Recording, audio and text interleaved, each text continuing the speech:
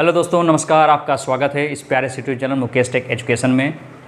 हम लोग इस समय लगातार रेगुलर आगे की ओर बढ़ते जा रहे हैं, जहां पर हम लोग क्लास 10 के गणित विषय में पहला चैप्टर लाजवाब तरीके से सीख लिया था। ठीक है, चैप्टर 2 क्या है आपके सिलेबस से आउट हो चुका है, परंतु हमारे चैनल के प्लेलिस्ट में आप देखेंगे जाकर तो वहाँ पर चैप्टर 2 बना हुआ है। तो आज हम लोग स्टार्ट करते हैं, चैप्टर नंबर 3 स्टार्ट करते हैं। ठीक है, बिल्कुल आसान भाषा में, जितना आसान हो सकता है उतना आसान आपको सिस्टम बताया जाएगा।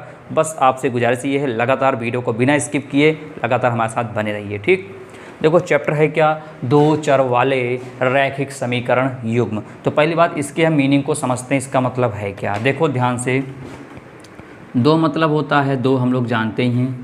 चर मतलब क्या होता है कि अल्फ़ाबेट x हो गया, जैसे y हो गया।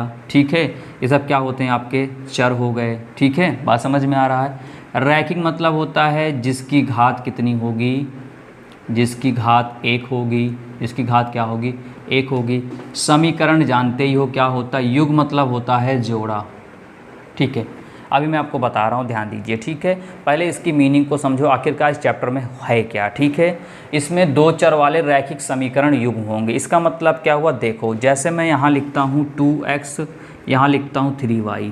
ठीक है, अब यहाँ लिख दिया 2x, यहाँ लिख दिया 3y, यहाँ लगा दिया बराबर 0।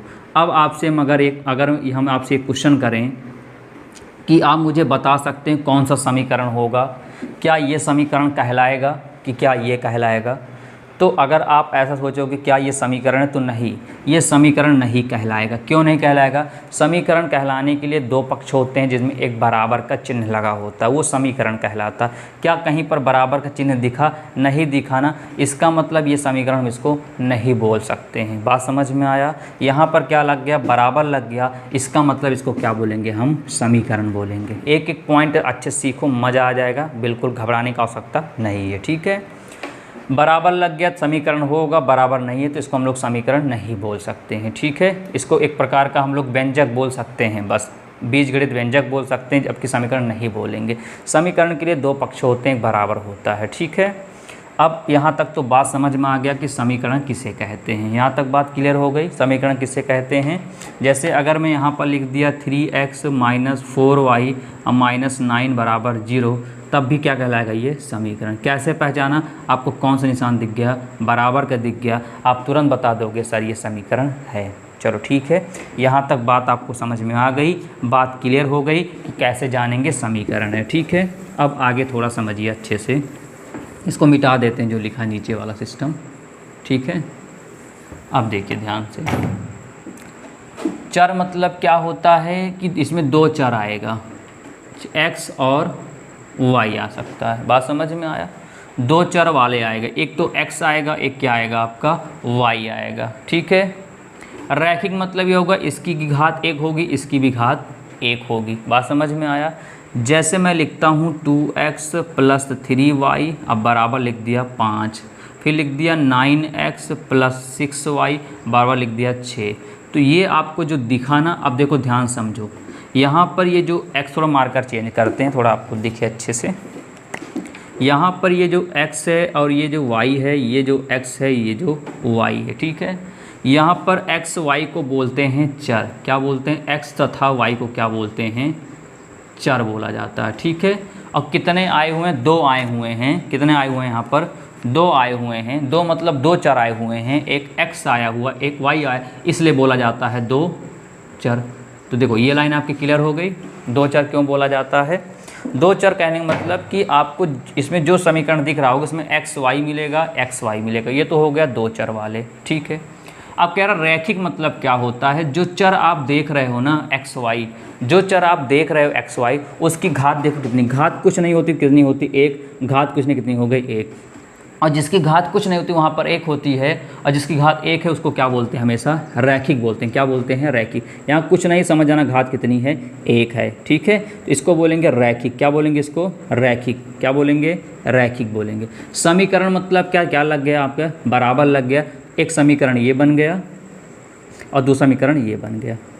कितने समीकरण बन गए, टोटल 2 बन गए। और जब 2 समीकरण होता है तो उसको बोलते हैं युग्म। क्या बोलते हैं, युग्म। युग्म मतलब होता है क्या, जोड़ा। क्या होता है, जोड़ा होता है। जैसे अभी आप आप अपने शूज पहनते हो, स्लीपर पहनते हो, स्लीपर पहनने के बाद आप एक स्लीपर एक पैर में, दूसरे स्लीपर दूसरे पैर में लगाते हो, तो इसको हम ऐसा नहीं बोलेंगे कि दो ठो है, नहीं, इसको बोलेंगे जोड़ा।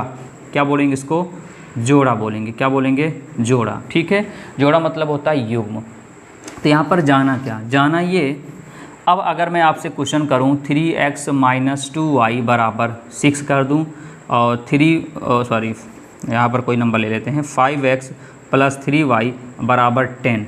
अगर मैं पूछूं क्या ये दो चर वाले रैखिक समीकरण हैं, तो आप तुरंत बोलोगे हाँ। कैसे जाना कि सर x y मिला, दो चर मिले, बिल्कुल मिला। सर x की घात 1 है, y की घात 1 है, रैखिक मिल गया, बिल्कुल सही है। सर यहाँ पर बराबर लग गया, इसका मतलब समीकरण हो गया। और सर यहाँ पर दो ठो समीकरण, एक ठो ये है, एक ठो ये है, इसको बोलेंगे रैखिक समीकरण, यूँ बोलेंगे। क्या बात समझ में आ गया?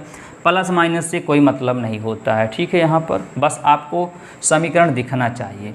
तो दो चर वाले रैखिक समीकरण का जो एक व्यापक रूप होता है ना, किस रूप में दिखता मैं लिख देता हूँ। ये दिखता इस रूप में, a1x + b1y + c1 बराबर 0, इस रूप में दिखता है। या ऐसे इक्वल करके ऐसे लिख सकते हैं c1, यहाँ पर a2x + b2y + c2 बराबर c2, ये होता है, इस रूप में दिखता है। आप देख सकते हो यहाँ पर x है, यहाँ पर x, इसको मान लिया a1, यहाँ पर y है, यहाँ पर y, इसको मान लिया b1। अकेला जो बचता हमेशा c कहलाता है। तो यहाँ तक बात समझ में आ गया। क्या इस चैप्टर की मीनिंग आपको समझ में आ गई कि दो चर वाले रैखिक समीकरण होगा? दो चर मतलब x y मिलेगा, बहुत सही। उसके बाद रैखिक मतलब उनकी घात 1 होगी, तो उसको बोलेंगे दो चर वाले रैखिक समीकरण, ठीक है। युग्म, अगर दो ठो होगा तो युग्म बोलेंगे। अच्छा, अभी मैं थोड़ी देर के लिए बात करूँ आपसे, चर्चा में विषय रखें यहाँ पर, इसको थोड़ा मिटा दें, समझ में आ गया होगा। चलिए, बिल्कुल घबराइए नहीं, पूरा वीडियो देखा कीजिए, तब आपको समझ में आएगा, ठीक है। बीच में आप छोड़ कर भाग जाएंगे तो कहाँ से आएगा? मैथ है कि नहीं। जैसे मैं लिख दिया 2x² + 3x बराबर 6। क्या ये दो चर वाला समीकरण है? तो आप नहीं बोलोगे नहीं है। क्यों नहीं है? क्योंकि यहाँ पर x से यहाँ भी x आ गया, ये तो सेम आ गया। चलो ठीक है, यहाँ भी पकड़ लिए पॉइंट के सर ये नहीं हो सकता है।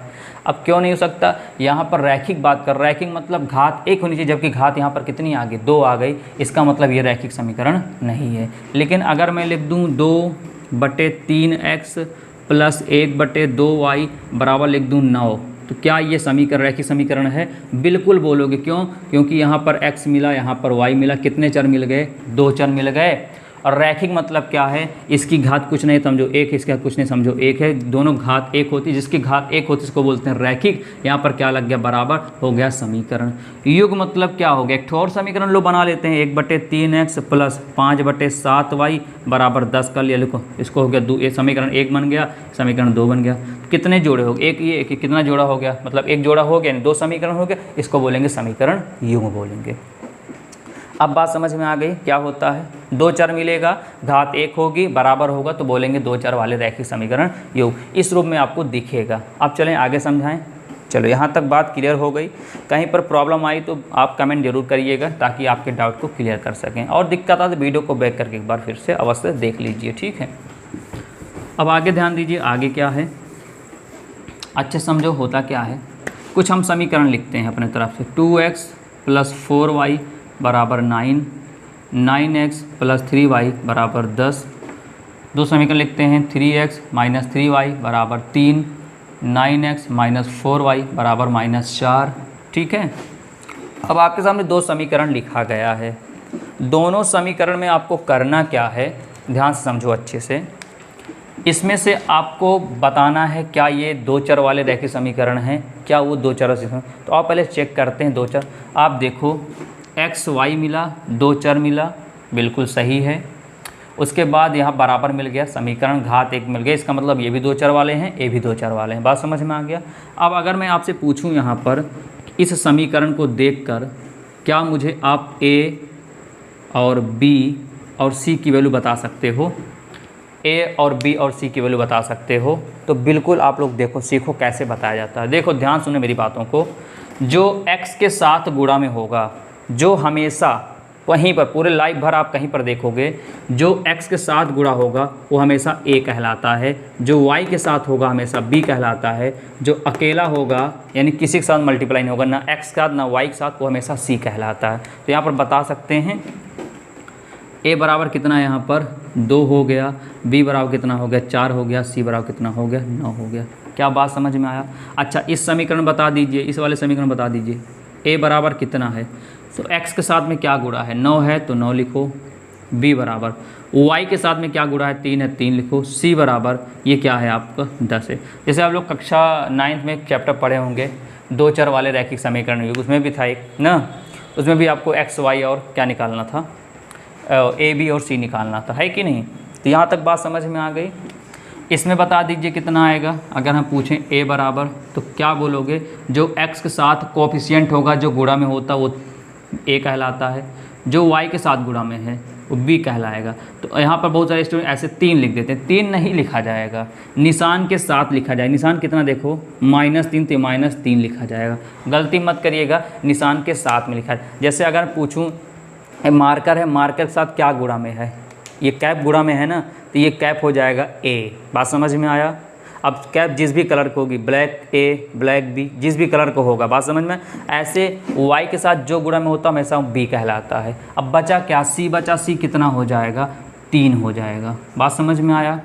अब ऐसे यहाँ पर चेक कर रहे हैं, a बता दो क्या हो गया, x के साथ जो गुणा में वो a कहलाएगा, b बराबर y के साथ जो होगा क्या, देखो क्या गुणा है -4 तो -4 हो गया, और c बराबर कितना है देखो -4 तो -4 हो गया। बात समझ में आया? जो y के साथ मल्टीप्लाई होगा वो हमेशा b कहलाएगा। बहुत लोग 4y लिख देते हैं, y नहीं लिखना, y के साथ जो मल्टीप्लाई उसको लिखना है। तो यहाँ तक बात समझ में आ गई, क्लियर हो गया बातें? यहाँ तक कोई दिक्कत फ़िलहाल नहीं आई होगी, समझ में आया? कोई दिक्कत आपको नहीं आई होगी कैसे a और b और c निकालते हैं। चलें आगे, जैसे और भी पूछ सकते हैं यहाँ पर 2/5 x माइनस 2/7 कर लेते हैं, y अब बराबर 3/5 कर लेते हैं। a का मान कितना आ जाएगा 2/5, b बराबर कितना आ जाएगा, माइनस निशान लेकर चलिएगा, ठीक है। देखो यहाँ प्लस है इसलिए प्लस नहीं लिखा जाता है, तो प्लस नहीं लिख, लेकिन माइनस लिखना पड़ता है, तो -2/7 हो गया। c का मान कितना है 3/5 है। तो उम्मीद करता हूँ आपको a और b और c समझ में आ गया होगा। चलें आगे डिस्कस करें। चलिए यहाँ तक नोट कर लीजिए जो कुछ समझना है। अब आगे बात करते हैं, इसको मिटा देते हैं, ठीक। अब देखिए यहाँ पर है क्या, अब हम लोग इसके अकॉर्डिंग लिखते हैं समीकरण जो लिखा गया है। क्या लिखते हैं ध्यान दीजिए, जैसे समीकरण बनाते हैं हम यहाँ पर 4x + 3y बराबर 9, इसको बना लेंगे समीकरण 1। फिर यहाँ पर 5x + 4y बराबर 6, समीकरण कितना बना लेंगे 2 बना लेंगे। तो इस समीकरण को हम लोग बोलते क्या हैं और इस समीकरण को क्या बोलते हैं आपको पता ही होगा, क्या बोलेंगे 2 चर वाले रैखिक समीकरण बोलेंगे, ठीक है।